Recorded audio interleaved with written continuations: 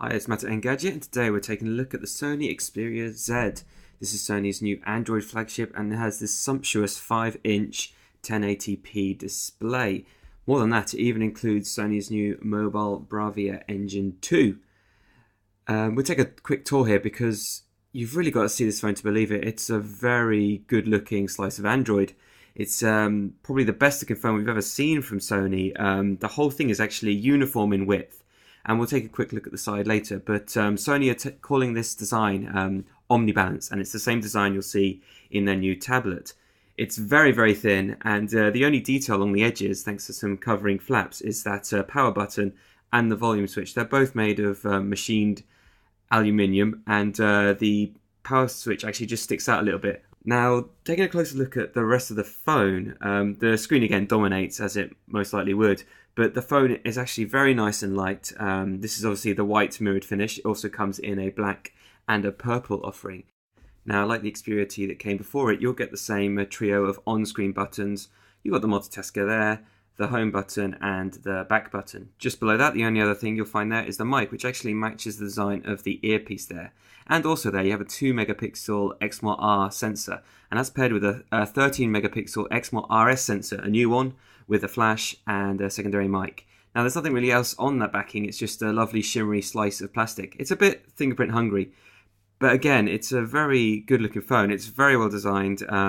If a little bit sharp at the corners, we found if we were holding it for extended moments of time, those tricky corners did start to kind of dig into our palm, and that's something to be at least aware of.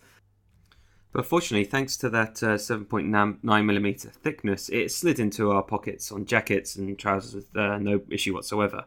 You also find a little lanyard there on the bottom left corner, and then next to that you'll see the single loudspeaker. Unfortunately, it's not actually all that strong. While there's NFC tech here, so you'll be able to pair it with Sony's NFC capable speakers, we were hoping it had a little bit more oomph. I mean, Sony do a lot of audio equipment, so that's a bit of a disappointment. Again, next to that, you'll have the two switches that we mentioned before, and then one of the first waterproof flaps here to access it. There's actually a rubber seal on that flap there, and beneath that one, you'll get access to the micro SIM. On the top here, you've got the headphone socket. We'll take a little bit of a closer look here. Now, fortunately, all these flaps you'll find along the device are actually comfortably sturdy. You can actually probably hold the weight of the phone on the flaps, although we wouldn't really advise doing that.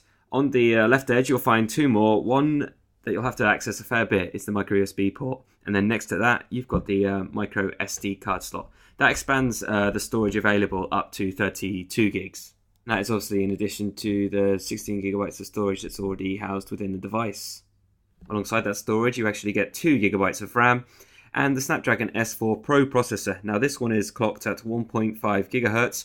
It's a quad-core beast. And yeah, as we played with the phone, we found we didn't lack any power. It's a very capable phone, comparable in performance to the Optimus G or the Nexus 4, despite the higher resolution screen. So, why the lack of open ports and why those flaps we just saw earlier? Well, that's because the phone is actually water resistant. It can actually be submerged for around 30 minutes. And obviously we're just giving you a quick test here. Hopefully, we just pressed our power button. And there we are, it still works. The touchscreen is still fully functional. You won't be able to use that touch display while in the water. In fact, it gets a bit screwy and starts hopping all over the place. Alongside that, you'll also find dust resistant certified to IPX5, which is nice to see.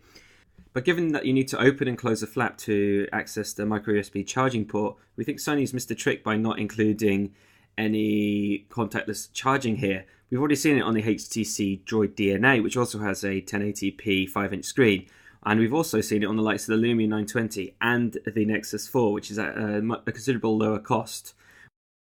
As we note in the full review, the viewing angles here aren't the greatest we've seen. But one place where it does shine is when you're viewing your own photos on the 1080p display. Now, as you can see here, the colours are really rich and dense, and that's where the Mobile Bravia engine is actually kicking in. It's actually augmenting those colours, improving sharpness, and actually reducing noise to make your pictures look actually, well, hopefully, better than they are in real life. You can actually see how vibrant it turns those oranges when we opened that there. And fortunately, you can even turn off the Mobile Bravia engine if you feel it's a bit overdone, which is a nice thing to see. Again, the screen is very responsive thanks to the S4 Pro processor, and largely we had no troubles viewing all the media we'd recorded with the camera. Let's move into that camera because Sony has refreshed its UI here. It'll look familiar to anyone that's used an Xperia phone before, but there's a few more licks that it's taken from the Sony's imaging range. There's a few familiar icons here. Now, if you take a closer look at the menu here, the resolutions available to you include 12 megapixels, 9, and a few more below that. We generally stuck to the 9 megapixel one to make the most of the screen viewing experience there. You also get to choose how you focus here. Now, we're actually playing with the normal camera setting. Now, more notable than even the HDR video mode found on Xperia Z is this new Auto I+ mode. Now, the crux of it here is the phone actually attempts to set focus, ISO, and even HDR depending on the situation. You'll see here it focuses on the macro option when we've got this close-up object. And it does a very good job of ensuring settings are optimized for things like motion blur, low lighting, differences in white balance lighting and things like that. In fact, we often ended up just using the auto setting without having to tinker with those laborious menus. And if you can't be doing with the likes of ISO and white balance, you might find the Auto I+ is a setting you'll use a whole lot.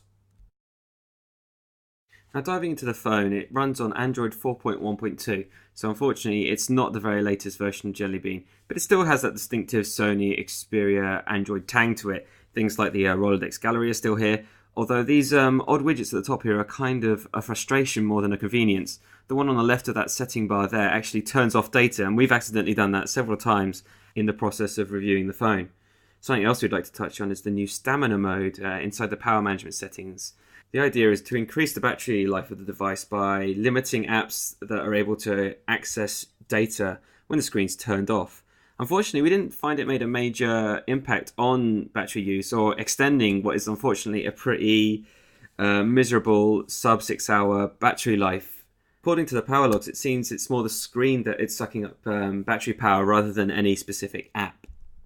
Now, moving on to Sony's Entertainment Hub, this covers music and movies. We've jumped into the movie icon here, and it's a place to draw together not only your own movie files and a few demo ones, but also access to Video Unlimited, Sony's video store that you can also access on the PlayStation, PC, and other Sony devices.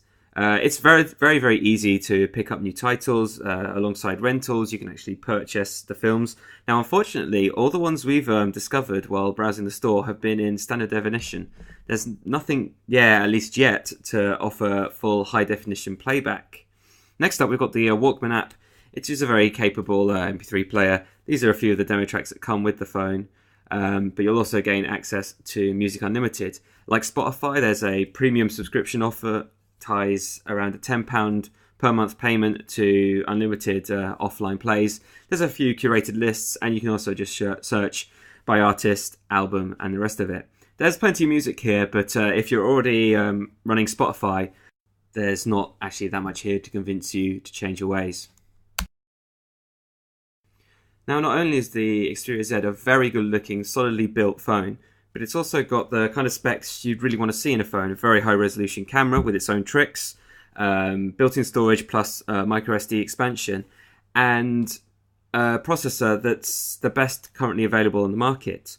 But there's some drawbacks, and there's issues and complaints that make it perhaps not the standout flagship smartphone that Sony hoped it would be. For one thing, the screen is meant to be one of the strengths of the handset, and while viewing it straight on, it looks very good. Turn it slightly to the side and you'll see it start to grey out and colours and contrasts start to melt away.